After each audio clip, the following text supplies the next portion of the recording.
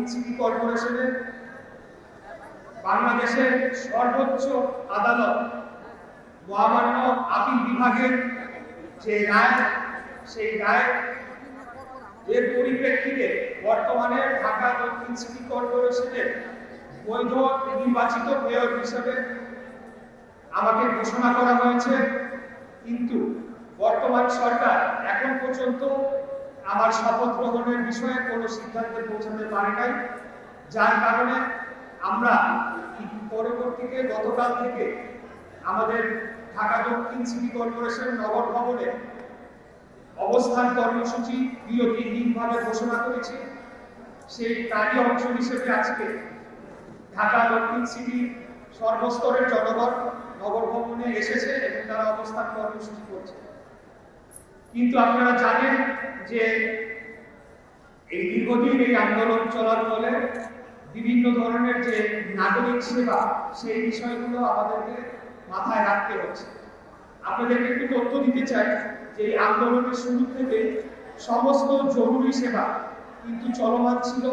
এবং সেটা আমাদের সিদ্ধান্তে আমরাই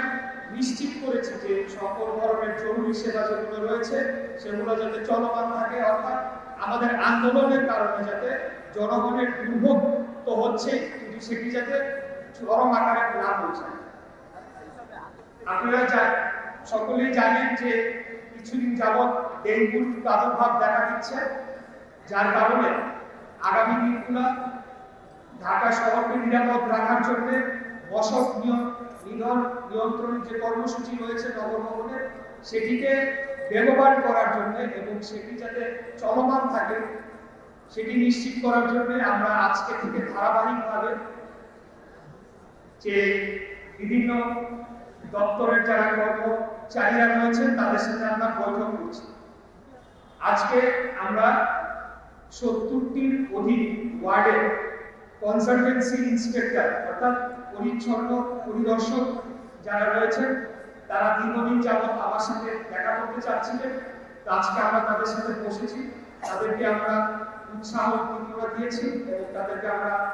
নিশ্চিত করেছি যে তাদের ভবিষ্যতে তাদের যে বিভিন্ন সমস্যাগুলো আমরা দেখবো এবং তাদেরকে আমরা ধন্যবাদ জানিয়েছি এই আন্দোলন চলাকালীন সময় এবং বিশেষ করে কোরবানির সময় তারা যে নিরলস পরিশ্রম করে ঢাকা শহরকে পরিষ্কার পরিচ্ছন্ন করেছে এবং মাঠে তারা কাজ করেছে, সেটার জন্য তাদেরকে ধন্যবাদ জানিয়েছি।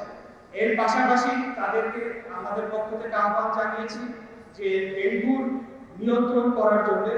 যাতে আমরা নগরীকে পরিষ্কার পরিচ্ছন্ন আরো বেশি রাখতে পারি এবং কোথাও যাতে ডেঙ্গুর প্রজনন স্থল হয়ে না ওঠে সেটা নিশ্চিত করার জন্য যারা মশক নিধনের সাথে যুক্ত রয়েছে তাদের সাথে পাশাপাশি যাতে তারাও কাজ করে যায় এবং কোথাও যাতে পানি জমে থাকার ফলে এডিস মশার যে প্রচলন সেটি যাতে না ঘটে সেটি নিশ্চিত করার জন্য তাদেরকে আমরা দিক নির্দেশনাগুলো দিয়েছি। আগামীকালকে আমরা 70টি অধিক ওয়ার্ড সচিবের সাথে আমরা আমাদের দেখা করার কথা রয়েছে। আমরা গতকালকে বলেছিলাম যে দৈনন্দিন যে সেবাগুলো রয়েছে সেগুলোকে আমরা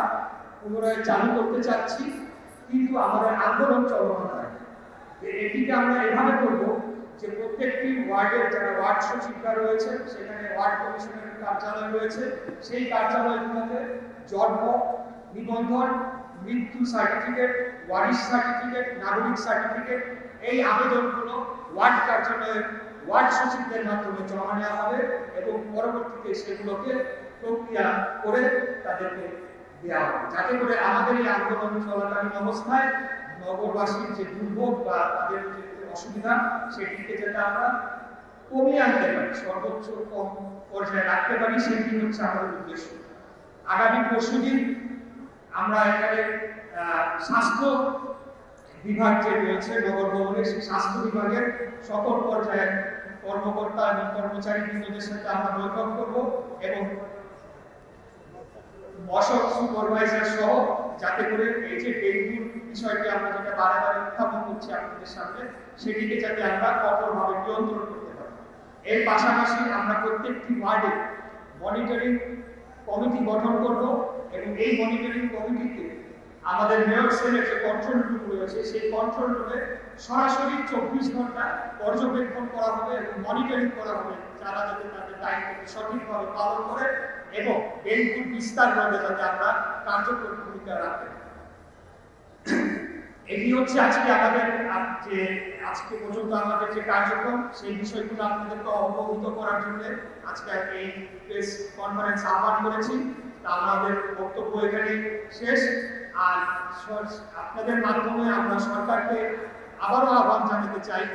যে তারা যাতে আর জনদুর্ভোগ না বাড়িয়ে আর কালক্ষেপণ না করে, আর একটা মিনিটও যাতে তারা কালক্ষেপণ না করে দ্রুততম সময় যাতে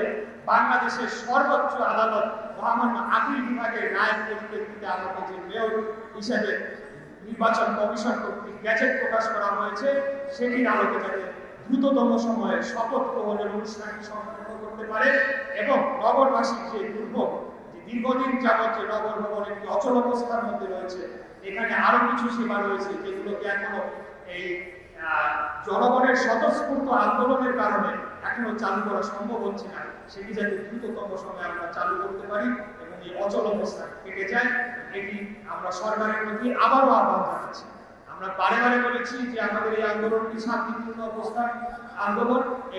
এবং এখানে ঢাকার যারা ভোটাররা রয়েছে তারা স্বতঃস্ফূর্তভাবে সম্পূর্ণ স্বতঃস্ফূর্তভাবে প্রতিদিন এখানে আসছে এবং তাদের দাবিটি জানাচ্ছে। অতএব সরকারের উচিত হবে তারা যদি তাদের নিরপেক্ষতাটা বজায় রাখতে চায়, তারা যদি মনে করে যে বর্তমান উপদেষ্টা পরিষদ যদি মনে করে যে আগামী জাতীয় নির্বাচনের সময় তারা দায়িত্ব পালন করতে পারবেন এবং সেই যাতে জনগণকে তারা